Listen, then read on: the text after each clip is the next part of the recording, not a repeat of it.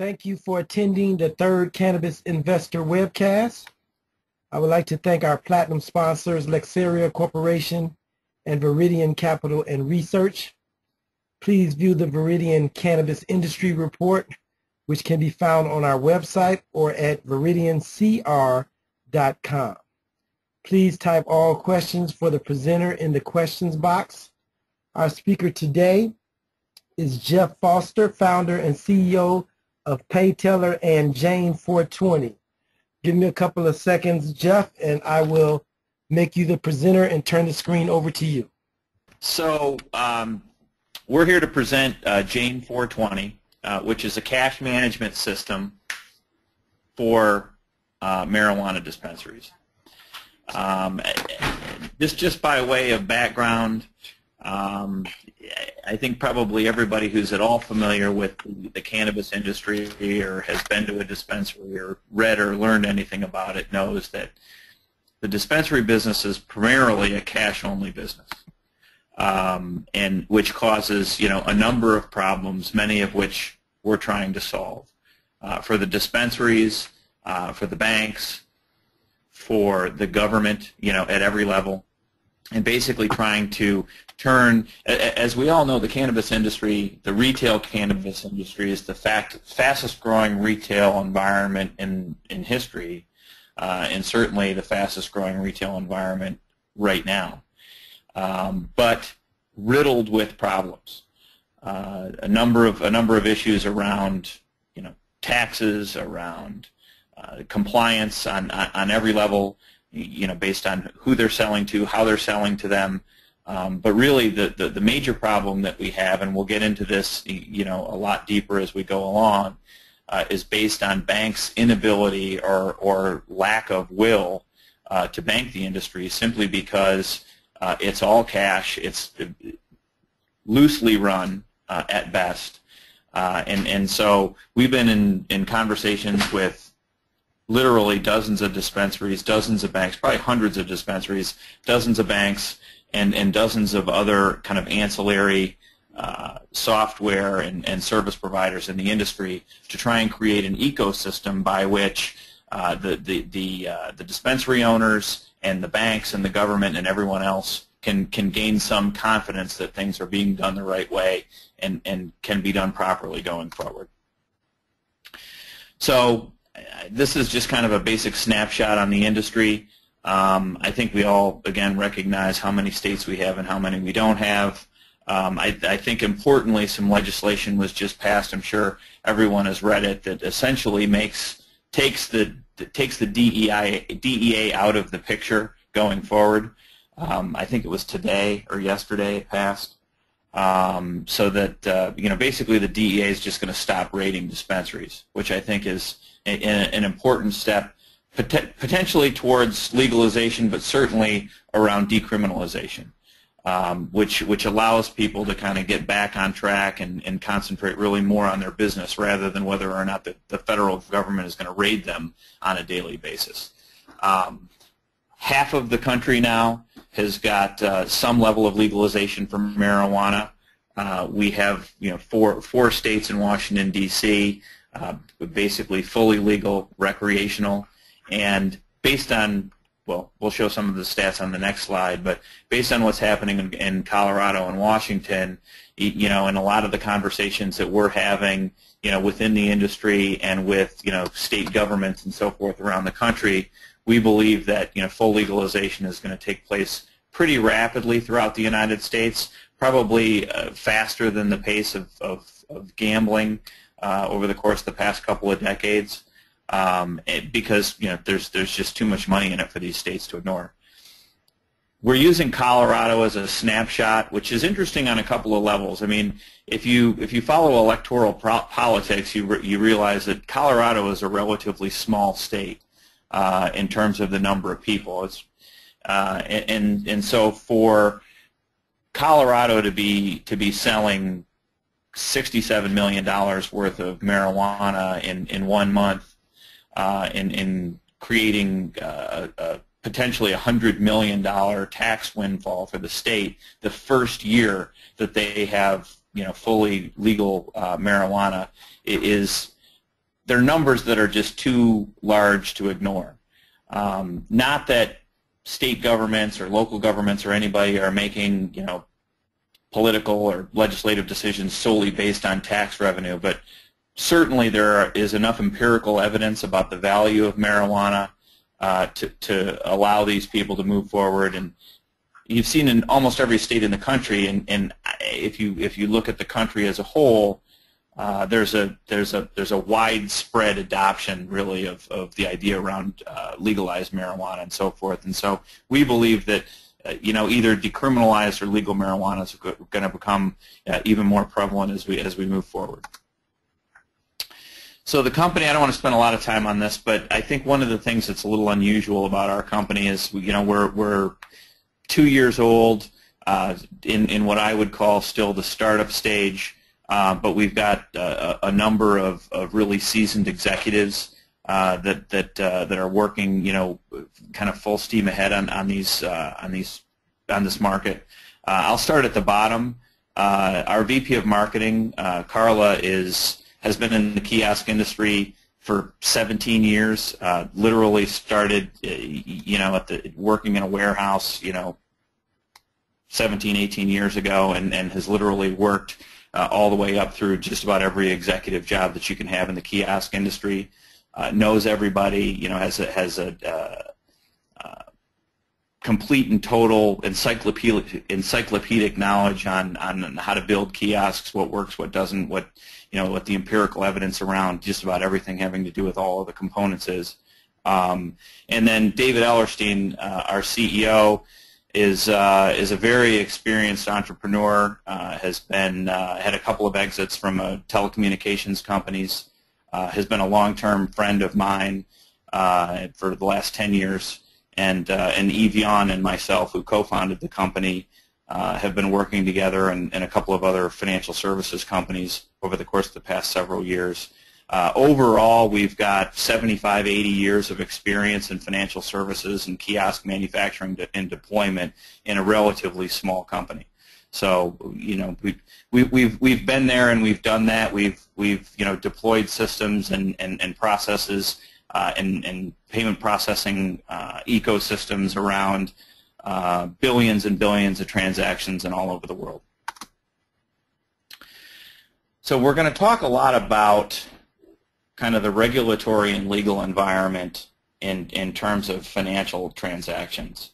One of the things that I talk about a lot as we're kind of running around the industry and speaking with kind of every level, between the dispensary and grower and all of the ancillary product and service providers in the industry, is that there's really nobody at this time that's making a move to take control of the cash. Right now it's an all cash business. It won't always be.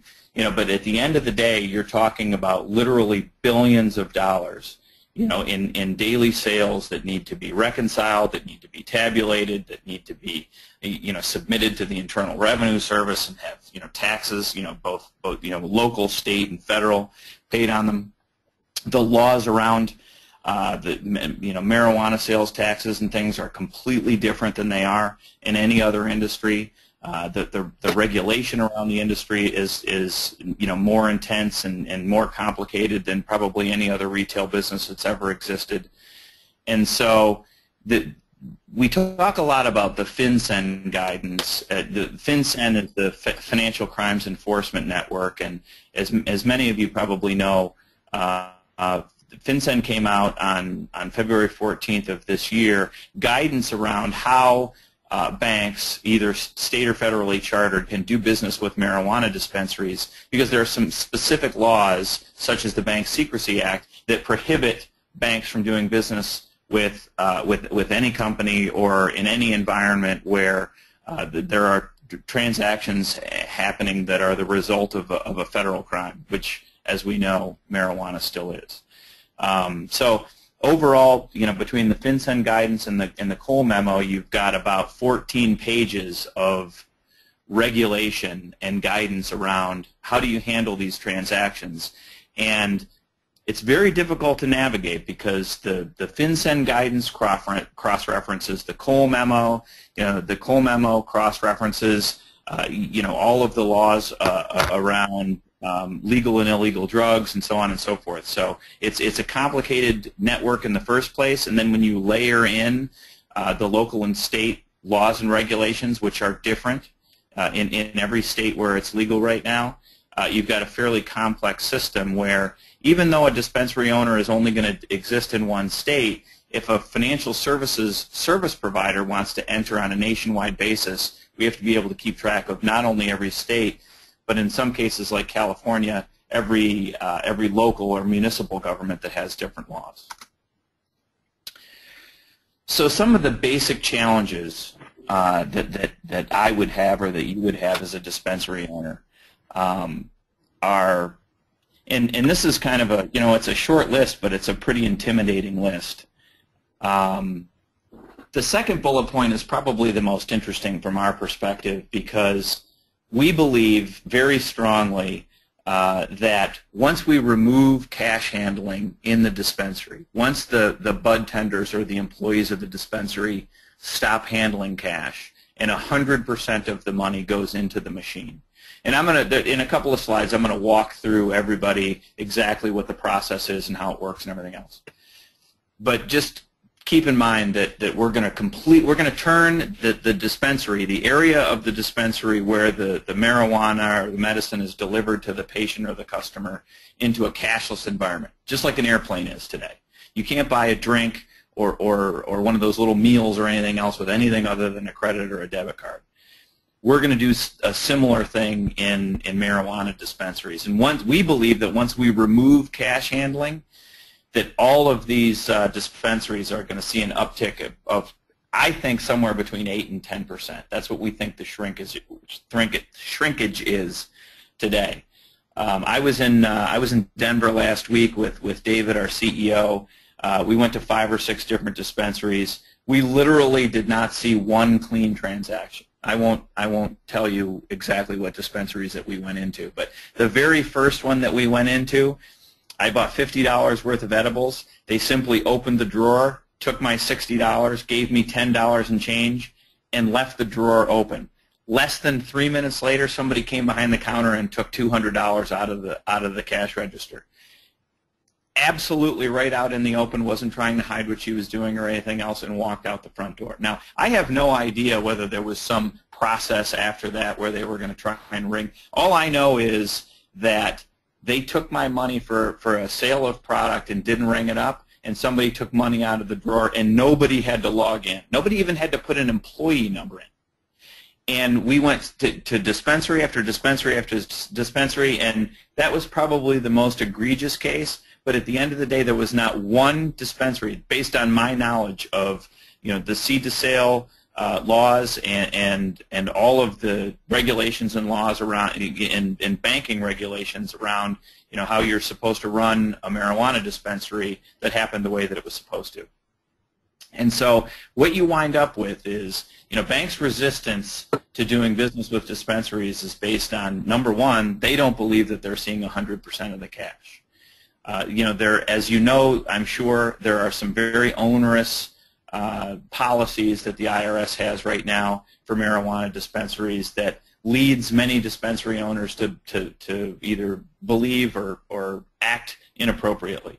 In other words, they don't account for 100% of their income. We eliminate that from the equation. If 100% of the money coming from the consumers has to go into the machine, then 100% of it will be recorded and 100% of it will be taxed.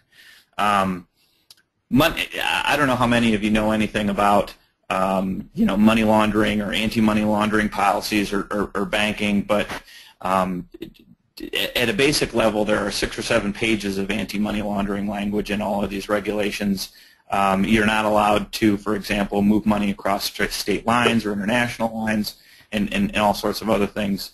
Again, we can account for, once we can account for every dollar that comes into a dispensary, we can remove the possibility, or about 99% of the possibility that most of these things are happening. And then, of course, we've all heard all of the reports of these guys are leaving their dispensary with a gym bag full of cash, and somebody pulls up and puts a gun in their face and leaves with the cash, or leaves with the cash and a bunch of marijuana or whatever it is. Part of our ecosystem that we're creating, with our kiosk at the center of it, includes armored car service and security services and things like that, so that not only can the bank rest assured that 100% of the cash is coming into the dispensary, but the dispensary owner can relax and not worry about having a gun stuck in their face. So this is a little bit more detail in terms of what we actually do. The FinCEN and the Cole Memo guidelines, again, have it's 14 pages of basically rules by which, for example, 100% of the money, both in and out of the dispensary, has to be tracked, and there are about 15 different specific circumstances where the bank is required, according to the federal government, to send out a suspicious activity report, based on all sorts of different types of transactions. The Bank Secrecy Act, which is kind of one of the primary reasons why banks are resistant to doing business with dispensaries, is specifically addressed in the FinCEN guidance in the Cole Memo. So, and along with all of the anti-money laundering policies. So we've taken all of that along with some of our compliance partners and so forth, and not only do we keep track of 100% of the cash that comes into the machine, but we basically encapsulate all of that and drill it down into all of the areas of potential suspicion that a bank might have or need to report on, so that they basically see alerts as they're going along, and they can automatically send out the suspicious activity reports, so that the bank, regardless of what happens at the dispensary, can never have their state or local charter in jeopardy. On the back end of all this, we have a kind of a banking and compliance. Well, we have a couple of different partners that we use, but ultimately, again, the issue with doing a business directly with a dispensary for a bank is that if they're just dumping off a pile of cash every other day or so, they really don't see any of the rest of the business. They don't see payroll going out. They don't see the lease being paid. They don't see the growers being paid. They don't see the products being checked in and so forth. And so we, again, create this entire ecosystem so that the bank gets kind of a God's view of everything that's going on in the dispensary, so that they can be confident that everything is being handled on a proper basis. So I'm actually going to skip this one. Our architecture is, well, I guess in any kind of a technology product or service, the architecture is important. I think the core discussion around architecture for us is that we have a very open API layer, so that our ability to do business with any dispensary, regardless of the point of sale software that they're operating, the bank that they're going to do business with, any compliance applications that they may be running or that the bank may be running. We can integrate directly with the armored car service, so that whoever it is, whether it's Blue Line Protection Group or Brinks or whomever, the kiosk itself can actually send an alert to the armored car service to let it know that the bank is filling up. The bank can actually look into the kiosk and see 100% of the cash that's been collected, right down to the individual bills that are in there. We have a mobile application and an SMS gateway. We'll get into what the values of those are, but basically everything that we're doing on the kiosk can be replicated on a mobile app or on an iPad or any other sort of peripheral device, so that there's about 95% of what you can do on the kiosk outside of actually putting cash in the machine you can handle on a peripheral device, and we handle the security and everything the same way. So in order to kind of, I guess, encapsulate everything that we have, and I think the next slide is where I'm going to walk you through the process. I think it's important, and we've had, I don't even know how many dozens of conversations with banks over the course of the last several weeks and months, is that everything that we're doing today, all of the processes and procedures, all of the FinCEN and Cole Memo guidance that we comply with, all of the individual state and local laws that we're adhering to as a part of this ecosystem that we're creating are easily modifiable and need to be easily modifiable. If you talk to any dispensary owners, any dispensary owner, and ask them, do you know exactly what the laws are around seed to sale, around tabulating your results, around paying your taxes and all the rest of that stuff? The vast majority of them will tell you that they're not sure. They think they're compliant. They think they're doing things the right way. And then if you ask them if they're confident that they're going to be compliant based on what they're doing today in 2 months or 5 months or 6 months, and they'll say absolutely not, because it's a rapidly changing environment.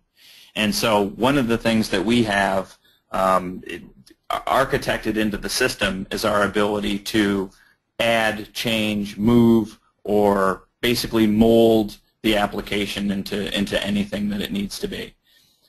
We have an API engine that can connect to literally any point-of-sale device or any peripheral device, any bank or any third party. Our mobile platform can communicate with customers, can communicate with the owners, can communicate with the banks. Everything that goes into the machine, 100% of the cash that goes into the machine can be traced by the bank, can be traced by the Internal Revenue Service or anybody else that we access. And I think probably the most important thing, I guess, if I were a potential customer of ours or an investor of ours, is that we do 100% of everything in-house. We manufacture our own machine, and by that I don't mean that we have a factory, but we have our own kiosk design that is specific to us that nobody can replicate. 100% of the software that runs on the machine is owned, architected, and delivered by us. So in the event that we need to change the machine, in the event that we want to add a device or lose a device, in the event that we want to change the mobile app or change any of the functionality of the machine, we're not asking anyone's permission. We're not going back and trying to renegotiate a license. 100% of the intellectual IP, the intellectual property that we have is our own. So this is basically everything that we do in the process. So I'm just going to walk quickly through how somebody uses a Jane 420 in a dispensary. So today, if you walk into a dispensary, let's just say in Denver, we'll use a recreational state. You wave your driver's license at somebody, or in a more strict environment, they may take it from you and pull, punch your information into a computer. But essentially, it's a human-to-human contact. And as far as I know, the vast majority of dispensaries aren't giving anybody any training on what a Florida or a Massachusetts or a Michigan driver's license is supposed to look like. So really anybody who's got a driver's license that says they're over 21 from any state, whether it's legitimate or not, can walk right into a dispensary and buy whatever they want, which is obviously a problem. The first problem that we solve is that one. We have a scanner on our machine, so the first thing that the consumer does if they haven't been there before is they put their driver's license down on a scanner. We scan it. We strip the information off of the driver's license and display it to the consumer so that they can basically verify that the information that we have is correct. But we also go out to, and we have a number of third parties that we use this, we also go out and verify that that driver's license is authentic. We collect the cell phone number from the consumer, and as soon as they punch it in, we send them a text message with a 4-digit code and display a screen display a screen that asks them to punch in the code. So now we have their driver's license, we have all of their personal information, and we know that we have their cell phone. Now, developed into the process, we can ask for their email address, we can ask for their social security number. There's a number of things that we've architected in that we don't necessarily think right now is a necessity, but it's important when we're talking to banks and when we're talking to federal and state governments that they understand that we have a complete registration path that literally gives us almost every personal item about that person. The last thing that we do is a part of the registration process is we take a biometric read. So we take a fingerprint from the consumer. So we have their personal information, we have their cell phone number, and we have their fingerprint. The fingerprint we use for two different things. Number one, when they would log back into the machine, they put their fingerprint down and they put their cell phone number in, and we basically allow them to go into the dispensary. So the whole queue that happens at the front end of the dispensary, we can eliminate the vast majority of that. Our process, by and large, takes about 20% of the time as the human-to-human contact process if they're doing it the right way. So, and the second thing we use their fingerprint for is we can integrate it into the point of sale so that when they get to the cash out process and they're buying their product, they can use their fingerprint as their payment method. So once we've registered the consumer, they've automatically been set up with a stored value account, and they put their cash directly into the machine. So if they think they're going to spend $60 or $80 or $100, however much, same as they would go into a dispensary with their debit card and pull $100 out of the ATM. They don't know if they're going to spend $100 in there, but they want that in their pocket when they walk in. So they put $100 into the machine, and they will, at that point, walk into the dispensary. Now we've just turned that dispensary into a cash-free environment. Anybody who sees anybody handing over any cash in order to get any product knows that there's something wrong with that situation. The same as any of us would if we saw the guy next to us buy 2 bottles of bourbon for $10 from a flight attendant. So we've eliminated the possibility that someone who's underage or has a fake identification can buy marijuana. We've eliminated any inauthentic medical patient from buying marijuana because we can take the medical number or the medical card into the scanner as well. We've taken what we think is going to be 100% or very close to 100% of the cash into the machine, and so we've eliminated tax evasion, we've eliminated money laundering, and most importantly, we've eliminated theft. So these are some of the screens, and I know I'm kind of running short here, Derwin, so I'm going to kind of run through the rest of this stuff, and then we can go back for questions. These are some of the screens that are on the machine. So as I just walked you through that process, I mean, we have obviously a big graphic display. It's a touch screen, top of the line touch screen, and so it's a very easy. You almost don't need to speak English in order to, just because of all of how we have architected the whole thing and have graphically displayed everything that they need to do. We literally have arrows that point down at the scanner and every other thing. So you can basically tell just by looking at the pictures on the screen exactly what you need to do. And then we also have everything that we have on the machine replicated onto our mobile app. The only thing, again, that you can't do on the mobile app is put money into it. And I don't know that anybody's ever going to figure out how to put cash into a cell phone. The other thing that we have while we're talking about the mobile integration is an SMS gateway and a pretty comprehensive loyalty platform along with text alerts and a number of other tools that the dispensary can use that really creates a more comprehensive retail environment than exists today. The vast majority of dispensaries are doing basically anonymous transactions with cash.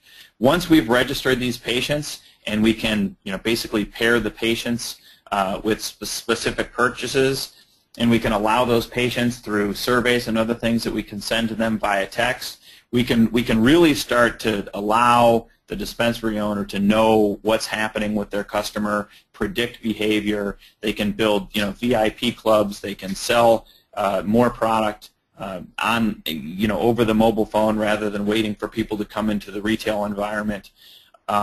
We know from all of the conversations that we've had with dispensary owners that there are specific days and times of the week, specifically Friday, 5 or 6 p.m., for example, where people can't even get into the parking lot of dispensaries. And rather than going another 2 miles down the road to a dispensary that may be less crowded, our customers, our consumers that are using our product, that are installed in our dispensaries can go log into their mobile app, select the last product that they bought to repurchase or a new product that they want to buy. If there's enough money in their Jane account at that time, they can purchase it right there and then all they have to do is go into the dispensary, log into Jane, walk into the dispensary, and pick up their order. So all of the hassle of waiting and all the rest of that stuff we can eliminate, and the dispensaries can set up a separate area, almost just like a takeout window that restaurants have.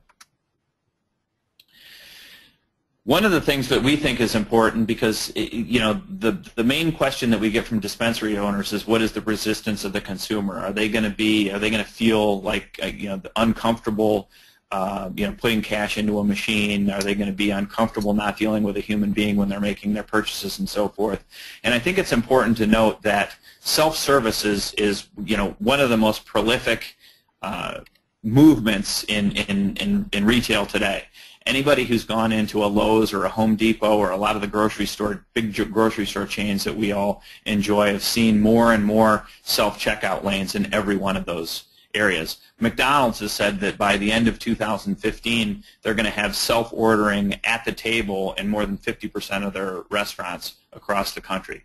I don't know how much you guys travel. I travel just about every week, and I've seen probably 20% of all of the fast food restaurants, the Chick-fil-A's and the Popeyes and so on and so forth, are going to self-ordering rather than having human beings do it. There's a number of reasons for that. Number one, just as an example, a grocery store self-checkout line costs between $25,000 and $30,000. The return on investment for the store is less than 8 months, which, I mean, obviously increases the profitability of the store and everything else, but also, more importantly, particularly in a self-service environment with a restaurant, the order size is 35% higher on average. Consumers are naturally resistant to taking any offer from another human being. For whatever reason, I think probably just because there's so many offers and everything are forced at us on a 24/7 basis, that if anybody asks us if we want anything, we look at it as if it were some sort of a trick or a bad deal. However, you're checking out, you tell the kiosk that you want a fry and ask if you want a large fry, and it's a much easier decision. So I guess to wrap everything up, there are a number of problems that we solve for these guys. We're removing the congestion from the front end. We're also probably removing one of the employees from the front end, which is going to create higher profitability for the dispensary. Secondly, and most importantly, we're putting these dispensaries in an environment where they can kind of competently and confidently move forward with their business. They don't need to worry about the IRS coming in and auditing them. They don't need to worry about their employees doing something that they shouldn't, like logging 8 pounds of marijuana in when they got 10 pounds and then selling the 2 pounds out the back door, because it's a cash-based business and they don't have any way to really keep track of it. We increase the security, reduce the theft, basically, put an end to a lot of the violence and robberies and things that are happening. We give the bank, the Internal Revenue Service, the state and federal governments and everything, or potentially full view of 100% of the activity in the dispensary. And at the end of the day, we give the dispensary owner complete and total control of their inventory and cash management.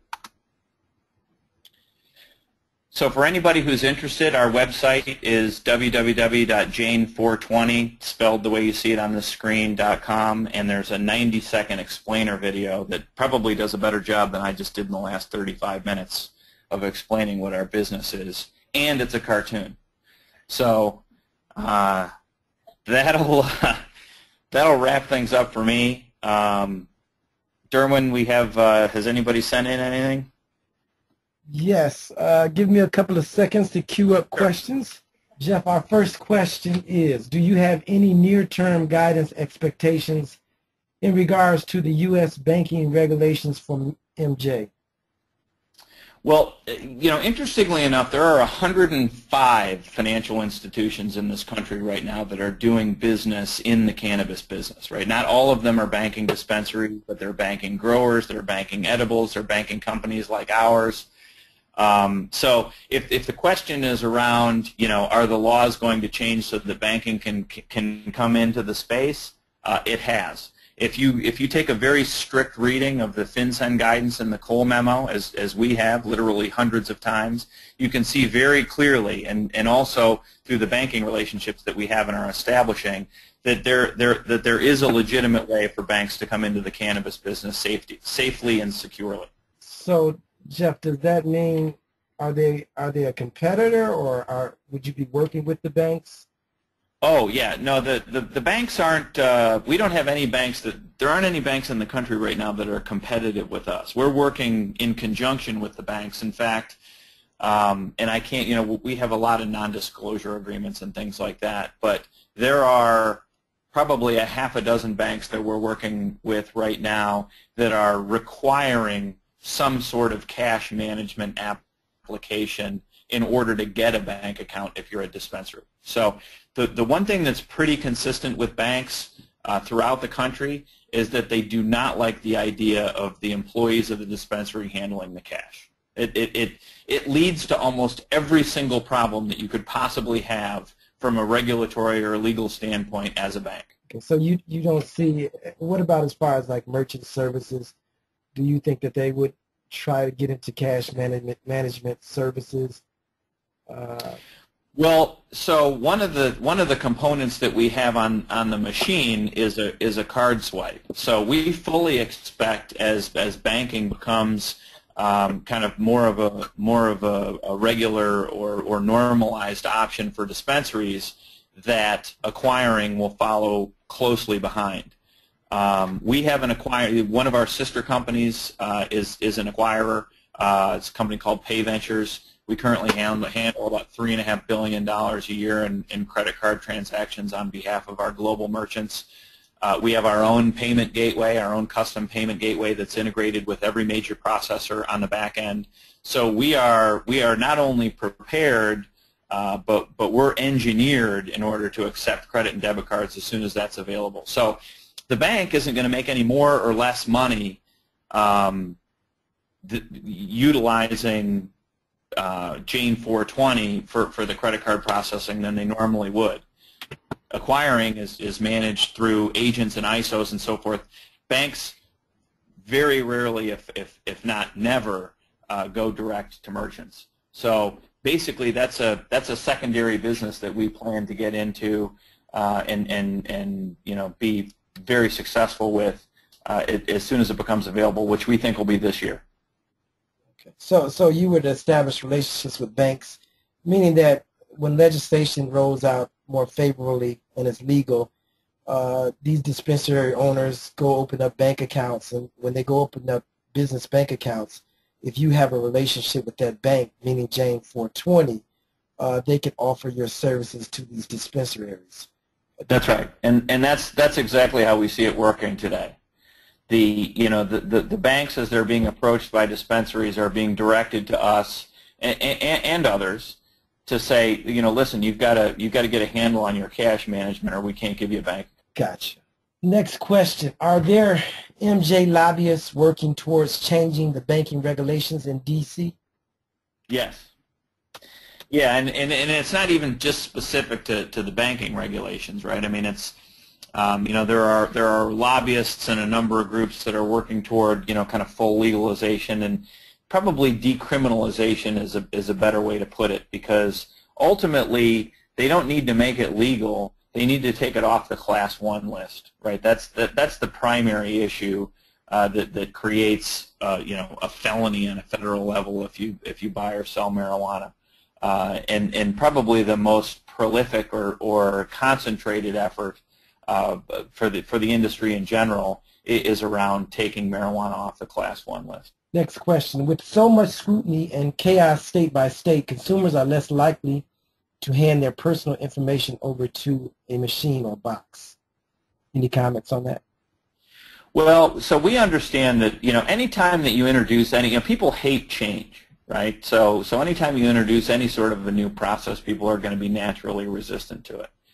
But one of the things that we're going to provide to all of our customers is somebody to kind of stand next to the machine for the first couple of weeks that it's there to explain things like data handling, right? So there are certain things that the dispensary owner really needs to do in order to stay open for business. They need to be able to register their customers and prove to the government that they either have a medical recommendation or that they're old enough to buy marijuana, period, right? But we take and store that information in encrypted files in a way that really is, number one, not dangerous to the consumer. There's no way that anybody's ever going to be able to access our data the way that we store it.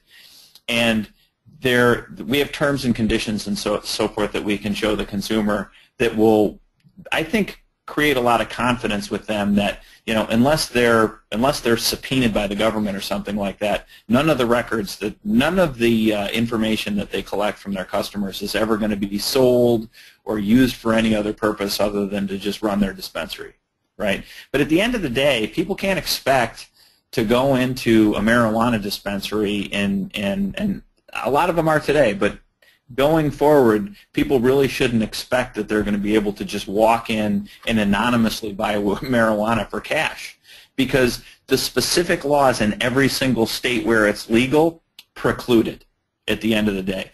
The reason why more of these dispensaries aren't being shut down or fined or something along those lines is simply because there isn't any enforcement out there yet. But remember that these states are going to be bringing in tens of millions of dollars in tax revenue. And one of the things that they're really going to want to do is protect that tax revenue, which is going to lead. I think Jeff might have lost his internet connection. Let's give it a couple of minutes. Jeff, do you hear me? Yes, I can hear you. Okay, go ahead. Yeah, I think you lost your internet connection for a second or something. Oh, I did? Oh, okay. Did you hear my answer to that question? Yeah, we didn't hear the latter part of it, but we heard most of it. Oh, okay. Yeah. The next question sort of deals with the same issue. How do you deal with consumer trust issues and the dispensary owners need to keep people coming back? Well, we think that not only once you kind of break down the resistance barrier, there are a lot of tools that we provide the dispensary with that we think are going to enhance their ability to do further business with their clients. Their ability to, a consumer's ability to, fill out a survey on their phone in their leisure, talking about the kinds of things that they, the certain types of strains of marijuana that they're interested in buying, the quantities that they're interested in buying and things like that, their ability to sign up for alerts if certain strains come into the store so that they can get access to those strains faster than anyone else. Their ability to access discounts on certain days or during certain hours and things like that. If you look at the retail business in general, all of that stuff is happening today, right? I mean, every store, whether it's a single mom and pop in a small town or it's a large national chain, they're all about gathering data and giving their consumers offers that are relevant to those consumers. None of that is happening in the marijuana business or the cannabis business today. We're going to create that environment so consumers will be handled more appropriately in our view, and the dispensary owners will have more data about who they're doing business with and the ability to sell more product to those consumers than in any environment around that basically doesn't have any of our tools. So we don't think that it's necessarily weighing against the detriment as much as we can be a great enhancement to the retail environment and to sales and profits. Next question. Can you talk about the alliance with Blue Line, and do you see them as having significant competition? Well, the armored car business is not a complicated business to get into. I think that the unique value of Blue Line right now is that, as far as I know, and as far as anyone that I've talked to knows, they're the only armored car service that's also, in addition to picking up cash, delivering product. So they will basically take, however many pounds from a grower and store it in a secure area and then deliver it on demand into the individual dispensaries. So they do have a unique property about them. We have a very strong alliance with Blue Line Protection Group. We got together with them, kind of very early in our history for Jane 420. We've been working cooperatively with them, to help bring this application to several dozen of their clients in Colorado, and we expect to expand that out to several hundred on a nationwide basis, probably within 2015. So it's a very important relationship to us. Blue Line Protection Group right now is making deliveries and picking up cash in dozens and dozens of locations around the country, and we have a high degree of confidence that we're going to end up putting machines and servicing the vast majority of their current network. How, I guess the next question, how soon will you be installing your first customer, or are you already installed in some dispensaries currently? Yeah, no, I think that we're planning on the tail end of January, the beginning of February. We have a number of integrations that we need to complete.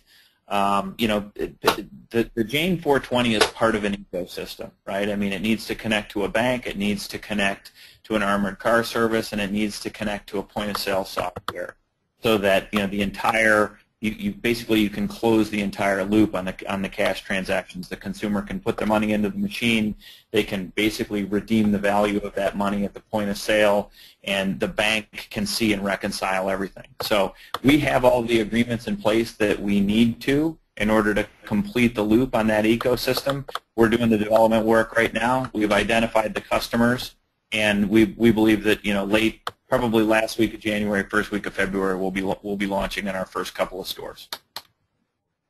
How has the industry embraced your solution? That's an interesting question. As everyone probably knows, dispensary owners come in a few different categories. There's a bunch of people that own one store. There are a number of people that own 2 or 3 stores. And then there are kind of wider networks of stores where we speak. He's the guy that sold his kiosk payment system. Okay, go ahead, Jeff. I just had to mute our next panelist, our next presenter. Yeah, go ahead. I'm sorry. I had to mute. Yeah, can you hear me? Yeah, I had to mute no our next presenter. Okay, go ahead. I'm sorry. So our experience is this: the larger the operation, so the greater number of stores, the greater the volume of the network of stores, the more we're embraced. The closer we get down to kind of the single store, mom and pop guy that's got 5 or 6 employees, and is running out of a 1,200 square foot storefront, the less interested they are. The guys that we're talking to that have 5 stores, 8 stores, 12 stores, they're ready to get a machine regardless of whether we can provide a banking relationship, simply in order to eliminate the theft that they know that they're experiencing. Next question. Are you public, or do you have a schedule to go public? We're not public. We don't have any specific schedule. We raised some money in August that we think is more than enough to get wherever we need to get. We have enough funding to order hundreds of machines, or manufacture hundreds of machines and deliver those machines to our customers. As far as the public markets are concerned, that's really not even something that we're looking at right now. I think that there are a huge number of companies right now that are trying to utilize the public markets, the OTC markets specifically, to try and raise money. We're not raising money right now, and we don't really see any value of going into those markets at this time. What happens when bank regulations open up and there are more options, like the credit union in Colorado opening up in January 2nd? Well, any lessening in terms of the overall regulation or adoption of or embracing of the cannabis business by banks is good news for us, right? A bank is never going to go into a dispensary and eliminate theft. A bank is never going to go into a dispensary and enhance the consumer experience, or give the consumer a mobile app to allow them to buy their products over, utilizing their mobile phone and a touch screen. A bank is never going to go in and eliminate, the congestion in the lobby. A bank's not going to come in and physically handle the cash or protect the cash. What we're doing is creating an ecosystem for the dispensary. It's a comprehensive financial services cash handling ecosystem that basically puts everybody on the right track, eliminates theft, and gives the bank and the government the confidence that everybody's doing what they need to be doing as a dispensary. I think that might be the last question. Let me make sure. Where can I see a demo of the system? Well, we have kiosks in Las Vegas, in Denver, here in our headquarters in Boca Raton, Florida. We have a number of them in the Southern California area. We can do, a WebEx or some sort of a any sort of a mobile demo that somebody might be interested in. So our kiosks are not under development. They're fully developed. They're up and operating and demonstrable. We had 2 of them at the show, the Cannabis Industry Association show in Las Vegas a few weeks ago. So if anybody's interested in seeing a machine physically or seeing a demo of the machine virtually, we can set that up within the next day. I've got some more questions queued up. Is there any competition at this point? There's a company called C Forever Systems that has a kiosk that my understanding is that they have 1 kiosk and 1 dispensary today, but they have, their approach to the market is somewhat similar to ours. Theoretically they're gonna kind of alter the retail environment a little bit to kind of more of an online ordering system. We've heard of 2 or 3 other companies that are in development of a kiosk. So I guess, do we have, the classic answer from an entrepreneur is, nobody competes with us. We're so unique that, that nobody else can do what we do. I think that's unrealistic. I think that there are a number of companies that are moving into the cash handling business because the banks obviously see it as a necessity. I think that we kind of stand alone right now in terms of being a company that is, well funded enough to deliver to our customers, well respected enough to be integrated with banks, and so on and so forth. But that's going to change, I think, pretty quickly. I expect that there's going to be a whole bunch of people running into this space in the near term. What POS systems do you work with? So we're integrating with Adilas right now, which is ADILAS, and we are in either conversations or contract negotiations with every other point-of-sale software manufacturer that has more than 5% of the market. Well, that concludes our Q&A. Any last comments? No, thank you for inviting us today, and I would invite everybody to go to our website. There's a whole bunch of information that we weren't able to get to based on time today about the industry, about our solution, and so we would welcome any visits to the website, and then anyone who wants to inquire with us directly can either email or call us at the number or the email address below. Well, that concludes our presentation. Thanks, Jeff, founder and CEO of PayTeller and Jane 420.